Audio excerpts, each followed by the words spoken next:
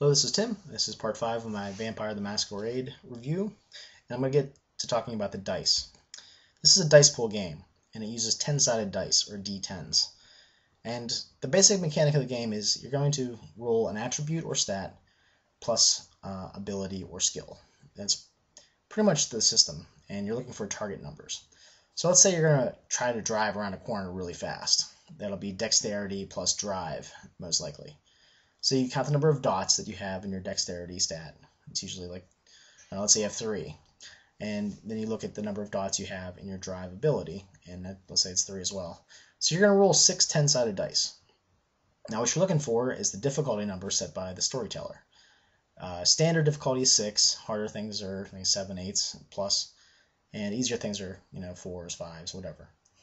So let's say you roll the dice and you get 3 that are that number or above. So those are 3 successes. The only problem is if you roll any 1s, those 1s cancel any of those successes out. So let's say you rolled 2 1s. So you had 3 successes, 2 1s canceled them, you have 1 success. You really only need 1 success. It's called a marginal success that just barely kind of does what you want it to do. Sometimes it's not great, but it accomplishes what you're trying or attempting. And if you roll more 1s than successes, so let's say you only got 2 successes and you got 3 1s, that's called a botch. Something really bad just happened. And this is there's some complaint about this in World of Darkness, but I really think it kind of brings in that kind of tragic atmosphere that I think the setting is known for. And I like it myself. I like the 1s cancel out successes. And in the new World of Darkness, it's a lot, the failure rate, there's no, you have to roll 1 dice, and if you roll a 1 on that 1 dice, then you fail. It's a lot less frequent in New World of Darkness. That could be a good thing, that could be a bad thing. It depends on what you like in the game. I think I kind of like the 1s myself, but, whatever. You can burn willpower points, and 1 willpower point equals 1 success. And you can only use 1 of these per roll. And you can also just decide not to roll it at all. You can just burn 1 willpower and decide, I'm not going to roll. But if you get more successes, you can do better things, I guess, or you accomplish your goal, but in a better fashion. So sometimes it's worth it just to roll to get that extra success. Depends on if you want to play, Russian roulette with the dice, see what happens. Extended actions, the GM will say, okay, you need to get 30 successes to make this messed up torture device contraption in your basement. And every time you roll your dice, let's say it's like intelligence and, I don't know, some sort of craft or whatever other skill your GM thinks is, fits the situation. And every time you roll, that counts for an amount of time set by the storyteller.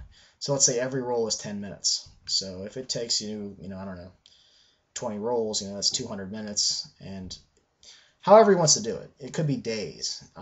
You just assign a time to each roll, and then you add up the number of rolls, and that's how much time it took to accomplish that goal. If you botch along the way, that usually messes up the whole thing. But again, that's up to the storyteller. There's resisted actions, which are basically each of you roll. Whoever gets more successes wins. There's teamwork with storyteller. Approval. Basically, a couple people roll the dice and they add their successes together. In the end, the rules in the storyteller system in Vampire are suggestions. They can be ignored, and they tell you to, especially if the story is going in a direction that you really don't feel the need to roll dice. You just, you're accomplished at this, you have skills in this area, you're really not going to mess this up, so just role play it out. And I found that these games tend to be more immersive, I think. That there's less focus on the dice, there's more focus on getting into character, just role playing, and I've really enjoyed that. And it goes to be said that I've played with more females in World of Darkness games than I've played in any other system. I don't know if that's a stereotype or what, but in my experience, that's the case. And that adds another element to the role playing. It adds another layer, and I find that very enjoyable. So all you ladies that like the World of Darkness, you get a thumbs up in my book. So, but yeah, in the end, take the rules as you will, and Basically, each attribute can work with any skill. It depends on the situation. Sure, like Dex plus Drive is a standard one, but you could use other skills. Maybe it's Intelligence for trying to find your way out of a situation. There are some suggestions as far as what attributes and what skills should be rolled together to do things, but I'm more of a rules light guy, and I don't really tend to look at those things. I just look at the situation, like, okay, all right, roll this stat and roll that skill, and oh, that skill's a little bit higher for you? Okay, that's kind of similar. Why don't you roll that instead? And I tend to be more give and take when I do it. But, okay, I'm going to show you some more pictures, and I'll talk over them again. Okay, we're going to talk about this one little line here that I thought was important. Attributes and traits are intended to enhance role-playing, and they're not an open avenue to some mythical hall of fame. Again, the setting and the system are kind of flexible, and that is intended to be used to try to bring about cool backgrounds, and it can be broken, especially if someone really goes hard on the disciplines, and storytellers should be aware of that fact that at times they can be very powerful, so keep that in mind. But can you break a flexible system? Yes. But try to put dots where you think your character would have them based on the background and that character concept you start out with. Most characters have been vampires for 50 years or less, and vampire life is dangerous. A brood should get along most of the time, or should at least defend themselves from outside influence. And I'm going to go through character generation real quick. First thing you want to do is have a good character concept and a life before they were embraced. You want to pick your clan. Nature and demeanor are optional, and you can get willpower back for those. And nature is pretty much who you are, and demeanor is what you pretty much show to the world. So it's kind of like a mask. They can be the same. Most times they're different. And there's attributes. You have to prioritize 3 categories of attributes: physical, mental, and social. You get 1 dot for free in each. Then you have 7 dots, 5 dots, and then 3 dots to distribute. Abilities, you have to prioritize the same. Pretty much the same. Prioritize the 3 categories of abilities: talents, skills, and knowledge. And you have 13 dots, 9 dots, and 5 dots to distribute. And you can only put 3 dots in abilities at this point. Later, when you get the freebie points, you can put them in there. Advantages, you can spend basically you get 3 dots to spend on clan disciplines. Caitiff can choose any since they're exiles. You have 5 dots to spend on backgrounds, which are allies, contacts, fame. You can lower your generation. Herd, which is blood that you can get basically from people who like you. Influence, mentor, resources, retainers, and status. Virtues are the moral strengths and weaknesses of vampires. You can never roll more. Well, self-control is first, but you can never roll more than your current blood pool when it comes to self-control, which is important, so you want to be well fed. Self-control is used to resist going into a frenzy, which can be bad because if you go into a frenzy and do horrible things, your storyteller might have you make a roll to possibly lose humanity, and if you lose all your humanity, you're not a character anymore. There's courage, and that's to avoid panic at the sight of the sun and flames. And there's conscience. This is to see if you feel remorse after you do evil acts. If you're successful, you feel remorse and you avoid humanity loss.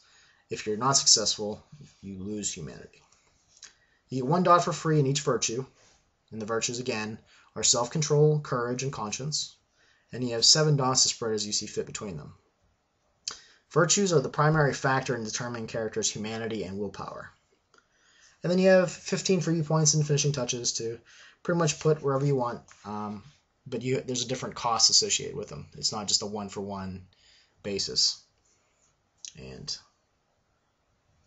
then you have willpower and humanity, and you have a blood pool that starts out.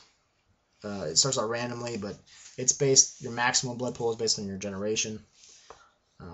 As I said, humanity is something you really want to keep an eye on. Yes, you're going to do evil things. Yes, your humanity is going to spiral out of control.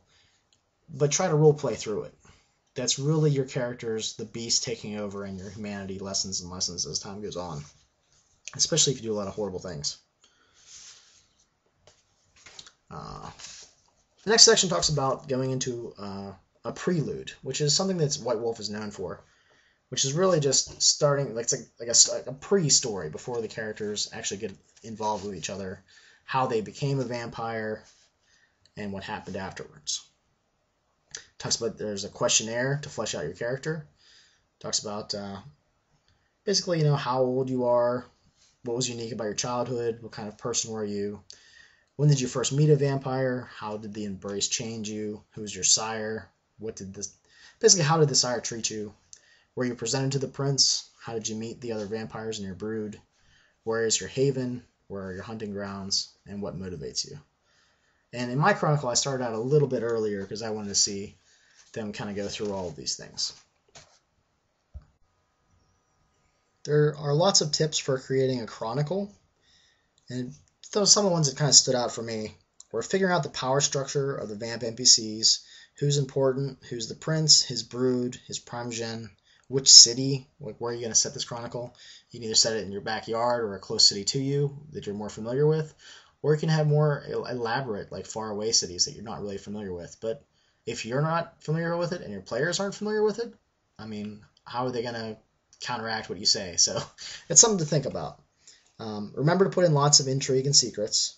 Make sure there's plenty of conflict in the city, and especially in the vampire society, the whole jihad political maneuvering going on. There's lots of tips for plot, drama, mood, and stories, and they're definitely worth reading over because they can pretty much help out any game. Don't look at your traits on your character sheet thinking that you have a complete character. Your role-playing will create this character and add more elements to who they are and what they are. When specialties fit the situation, you can re-roll 10s for that action. If you have 4 dots or more in anything, you get a specialty, so that's good to remember. There's lots of archetypes for nature and demeanor, and again, these are optional, but they might help you out with your role-playing. Architect, bon vivant, bravo, caregiver, child, conformist, conniver, curmudgeon, deviant, director, fanatic, gallant, jester, judge, loner, martyr, rebel, survivor, traditionalist, and visionary. The physical attributes are strength, dex, and stamina. Social attributes are charisma, manipulation, and appearance. Mental attributes are perception, intelligence, and wits. And for those of you who are more familiar with New World of Darkness, these are a little bit different. I think they're a little bit more intuitive than New World of Darkness, especially since you always roll one attribute and one skill, or one ability. And I don't know, maybe I'm just used to the system, and I have to spend more time with the New World of Darkness. There's a good size list of skills, more so than the New World of Darkness. And then they go to the disciplines, and you can have up to 5 dots in each discipline. There's animalism, which is a supernatural affinity with and control of animals. Auspex, which is extrasensory perception, awareness, and premonitions. Celerity, which is supernatural quickness and reflexes. And there's dominate, which is mind control via piercing gaze. Fortitude, which is unearthly toughness, even to the point of resisting fire and sunlight. Obfuscate, which is the ability to remain obscure and unseen. Potence, which is the physical vigor and strength. Presence, ability to attract, sway, and control crowds. Protean, shape-changing, claws, and melding with the earth. And thaumaturgy, that's blood magic. And you really need to look at each of those when you make a character. Some of them are really powerful. Some of them could possibly break the system, especially at the very edges of, when you're up to the 4 and 5 dot ones. So storytellers should be aware of that. I've seen storytellers make disciplines more expensive because of that reason. So depending on what power level you want your characters to have, you really might want to think about that in a game. I don't know if many of you have had problems with that in the past. I just know that some storytellers were kind of wary of giving too many disciplines to their characters. Alright, in the next video we'll talk about some more stuff.